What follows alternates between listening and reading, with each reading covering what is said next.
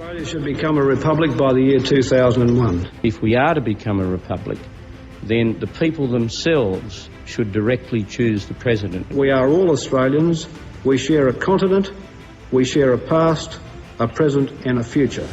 And our head of state should be one of us. I commit the coalition that if it wins office at the next election, it will have a People's Convention, and if a consensus for change emerges from that convention, the coalition will put that consensus to the Australian public at a referendum.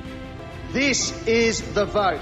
This is the vote to tell the Prime Minister that Republicans want a republic and give our people something to vote on. It's only taken 100 years to get this far. Who knows when we'll get another crack? Now, the only common sense interpretation of this convention is, firstly, that a majority of people have voted generically in favour of a republic, and secondly, that amongst the Republican models, the one that has just got 73 votes is clearly preferred. Now, when you bind those two together, it would be a travesty in common sense terms of Australian democracy for that proposition not to be put to the Australian people.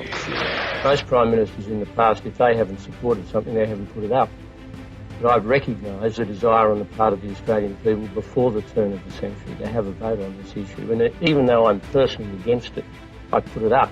As Tom Keneally said at the Constitutional Convention, it was the ultimate act of grace on my part being opposed to a republic.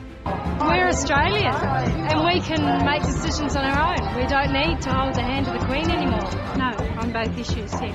No, we wouldn't be able to make the decision in the long run.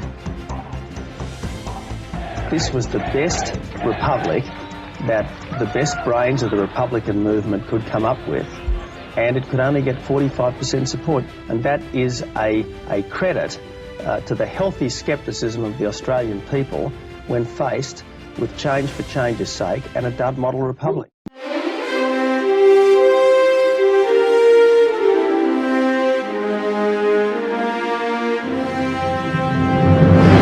Secondly, that amongst the Republican models, the one that has just got 73 votes is clearly preferred. Now, when you bind those two together, it would be a travesty in common sense terms of Australian democracy for that proposition not to be put to the Australian people.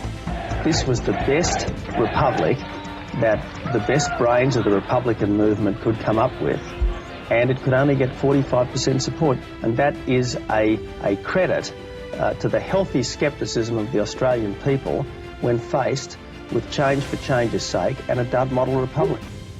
I'm talking to John Howard, the 25th Prime Minister of Australia, and after Sir Robert Menzies, the longest serving Prime Minister. And I think that by any measure of judgment or assessment, Mr. Howard would be one of the most outstanding Prime Ministers of Australia, recognised as that at home. In the United Kingdom, where the Queen awarded you an office within the Order of Merit, which is a most exclusive order, and within her own gift. And in the United States, you're widely respected by the President and the Congress, and you have the Congressional Medal of Freedom. So you have had a splendid career, and you're also an established author. But above all, what interests us most in this interview is the fact that you are a very sound constitutional monarchist.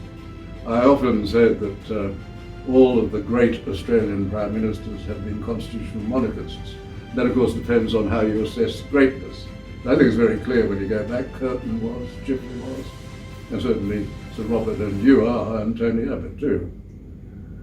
Today we're going to celebrate the 20th anniversary of the affirmation by the Australian people of the Constitution of Australia, an indissoluble federal commonwealth under the Crown and under the Constitution.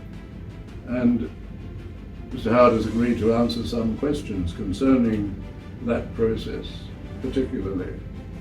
And the first question that I wanted to ask was in relation to the 1996 election, because you went to the 1996 election, as I recall it, with a promise to hold a convention on a republic.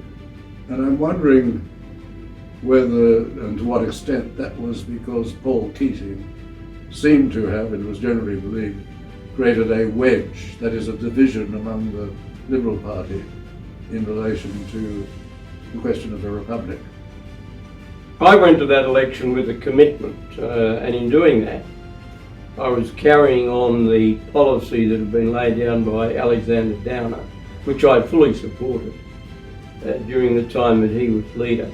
I felt that there was sufficient support for at least testing public opinion on the issue, and I thought, and it turned out to be a correct judgment, that having a convention allowed the issue to be ventilated, and it produced a model which ultimately was the one that was put to the Australian people. And in that way I could say to monarchists and Republicans alike, we've tested public opinion, we've looked at all the alternatives, and the Australian people have passed their judgment. And I don't regret the way it was handled in any way.